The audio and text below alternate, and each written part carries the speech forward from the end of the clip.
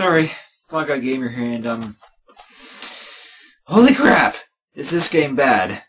Even for an FMV game. I mean, trust me, I saved the best Sega CD game for last, because this is by far the most insane and worst Sega CD game I have ever played.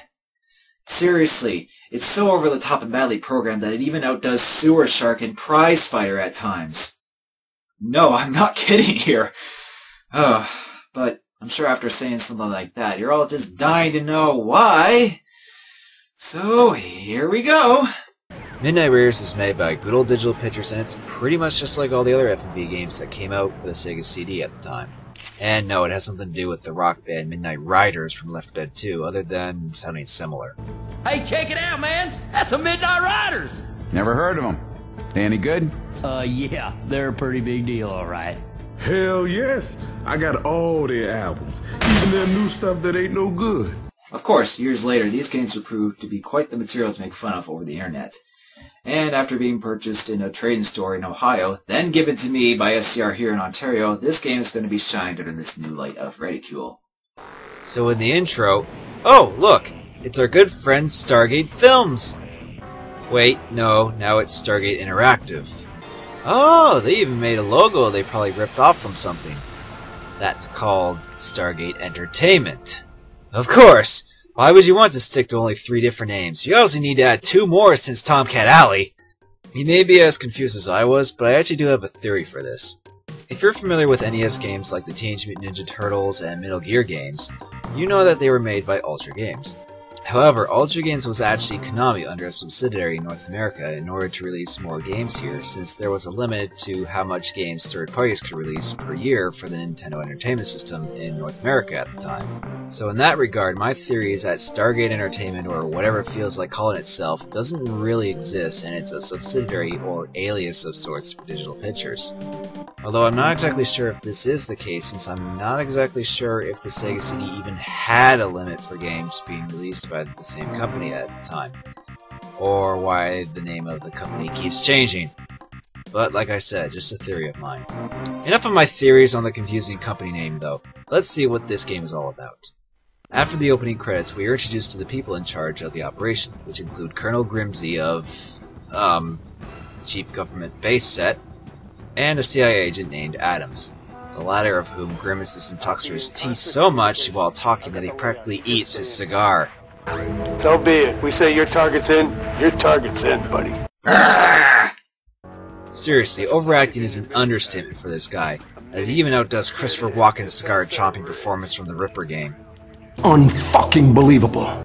Grimsby's only real character trait is the concern of the people on the mission, while Adams is more concerned about the outcome of the mission and the preservation of the expensive helicopters.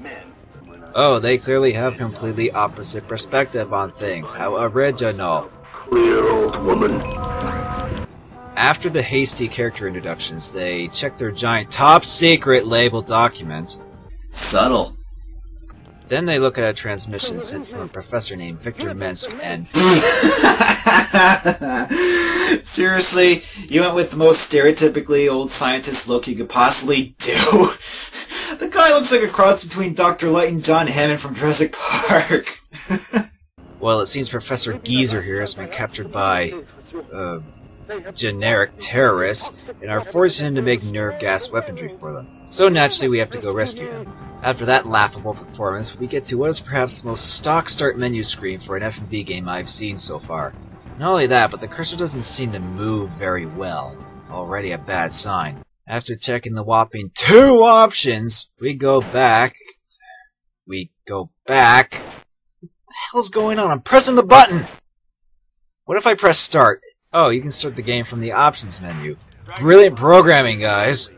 And now we are introduced to our main characters, and for once in a Sega FMV game, you actually don't play as some blank slate of a character, but as Joker.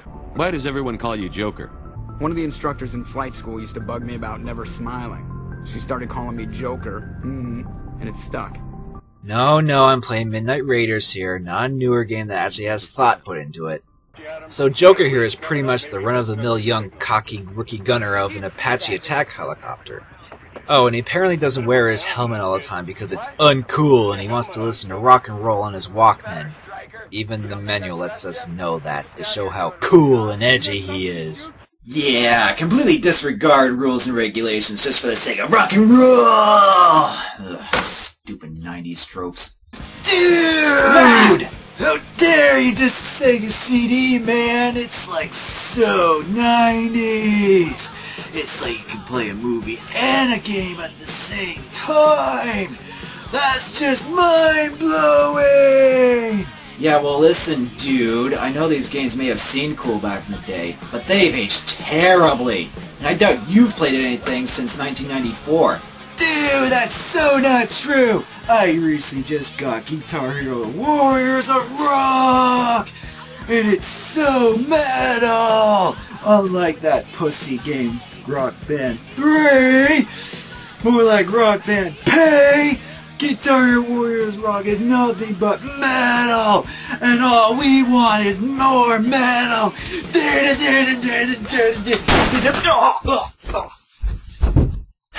There.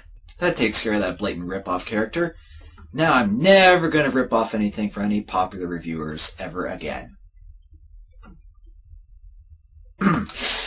Anyway, the only other characters are Stryker, your grizzled veteran pilot, and Sparks, the gunner of the other Apache that joins you but never does anything in true F&B game fashion.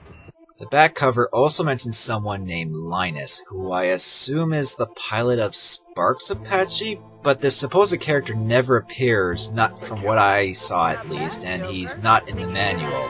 Was he cut out from the original script and they forgot to change the original game description? Hell if I know. And speaking of the back cover, we are apparently expendable in big bold letters, and the CIA apparently wants no survivors. Wait, does that mean no enemy survivors, or that they don't want us to survive? We're on a rescue mission, but we're expendable? Either way, it's clear that no one made sure that this description was accurate or made sense. How appropriate for this game. So being the dumbass that Joker is, he doesn't hear commands, then has to quickly shoot down an enemy helicopter. This introduces how you shoot down enemies, by moving a cursor over the target box, and fire by pressing the B button when it changes color. Pretty simple, yes, but how much do you want to bet it's handled poorly in this game? Well, the bets are probably in everyone's favor, because moving the cursor is clunky, the target boxes can change sizes and move across the screen, and the camera can move all over the place and screw you over. Oh, and the cursor never disappears unless there's a skippable cutscene, and you can even waste shots during the breaks in the action. I know they wanted to make this a seamless interactive movie, but this is lazy even for an F&V game. Oh, and the whole seamless movie thing is handled very poorly, as random stock footage, miniature model explosions, and reactions are spliced in so erratically and abrupt, you swear you're gonna get whiplash from playing this. Oh, and clearly being able to tell what sound effects have been added in doesn't help with the scenes either. That, and you can clearly tell what load time is during this mess. You know how in some more modern games you'll encounter things like doors not opening right away, or elevators taking a while to go down? Well, that's the developer's way of covering up load times to avoid having players get bogged down by loading screens during the game. Of course, since the days of the Sega CD, these techniques have been vastly improved upon. Because this is the bastard grandfather of load time cover-ups, it's done so haphazard that clips will skip, desync, and loop, often with a stock clip of someone pressing a button or turning a knob over and over. And the way it's looped to cover the random loading times is simply reversing the footage back and forth until the game feels like loading. That's the kind of editing you see people do on the internet when they have nothing better to do. Oh, sorry. This review is getting me thirsty.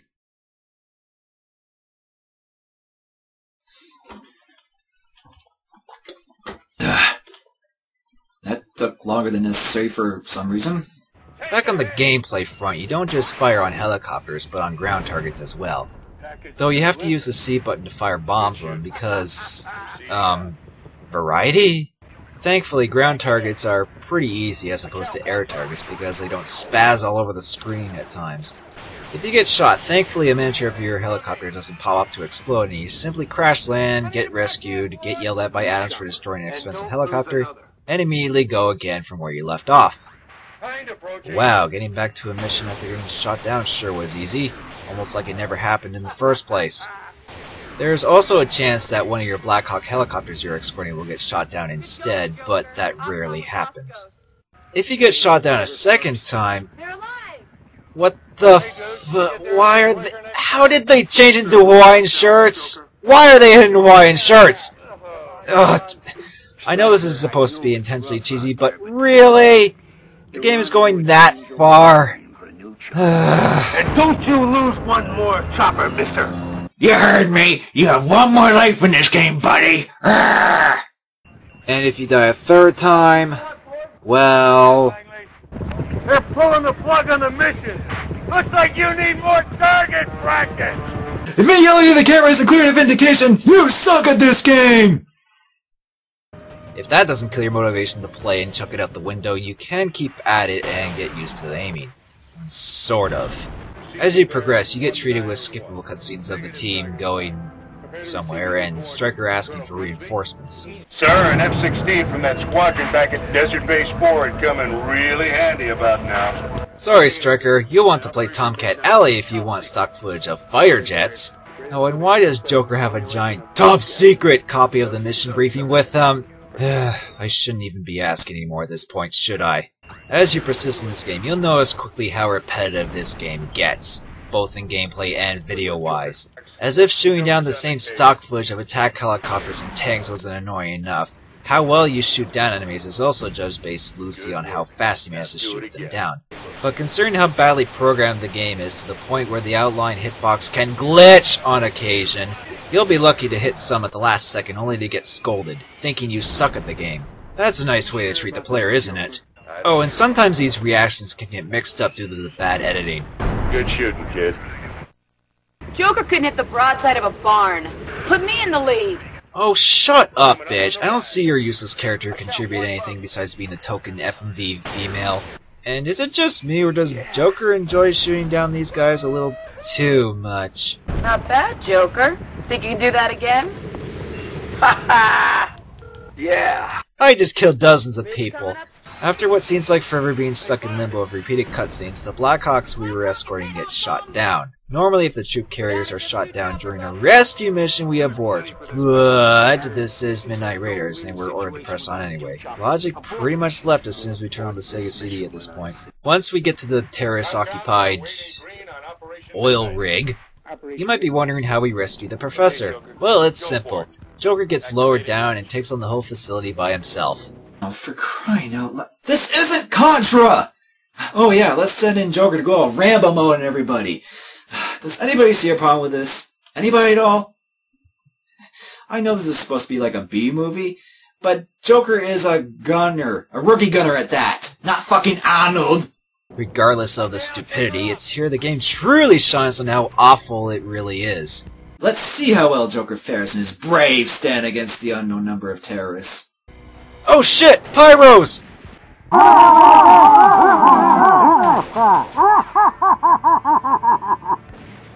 Yeah, that turned out as well as I expected.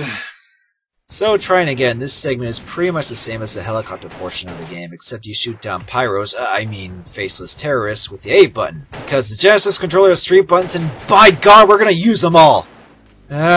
All this is giving me Space Mutiny flashbacks! Roll fizzle beef. Despite the terrorists wearing bright red reflective suits, hitting them still has the same problems as the helicopter part had. Plus, enemies can pop out of nowhere and you have less time to react. Great. After killing a few Crimson Goons, I quickly realize I'm out of ammo and can't reload, which leads me to my death. Oh, and if you die here, you have to restart the game all over from the beginning. Excuse me. Oh well, I guess I have to try again. Wait, the cursor still sounds like it's out of gunshots in the start menu! Good lord, did the programmers even give a shit at all? Back to the gun shooting, you actually need to press the C button to reload.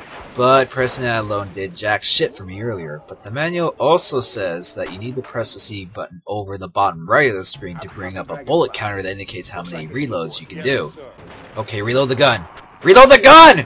What the fuck? What am I doing wrong here? Come on, reload! You're not gonna believe how I did that. You have to press C over the lower right to bring up the bullet indicators then press the fire button to reload your gun. I'm not sure why they did this when simply pressing the C button could have sufficed, but no! We need to make reloading even more challenging and intense! Yeah, go fuck yourself, Digital Pictures. This is the worst way of reloading a gun in a real shooter I've ever seen. Of course, the best times to reload is when there's no enemies on screen, but even then it's a chore to bring up the reload indicator, and firing to reload might make you accidentally fire a gun since the cursor movement is really finicky. Even with being able to reload, this part is still pretty bad, what with the aforementioned assholes that pop out of nowhere and the camera screwing your aim over. The only way to survive is not only having good reaction time, but also memorize where everyone is. I know memorization is a key thing in video games, but having to memorize any positions in an FMV is beyond tedious and kills any replay value if you do manage to beat the entire damn thing.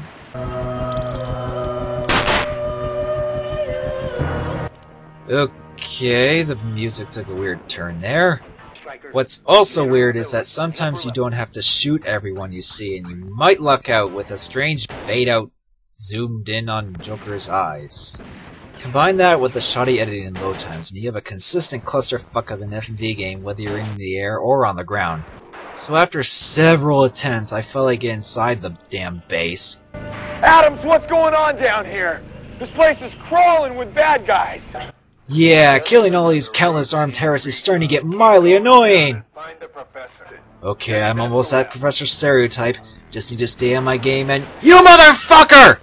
I'm getting really sick of this. Not only is it tedious to keep playing the game over and over just to get another shot at that stupid on-foot segment, but constantly hearing the same shit over and over is really starting to get on my nerves. I swear, if I hear, "Good shot, Joker, now do it again one more time." Good work, Joker. Now do it again. Fuck!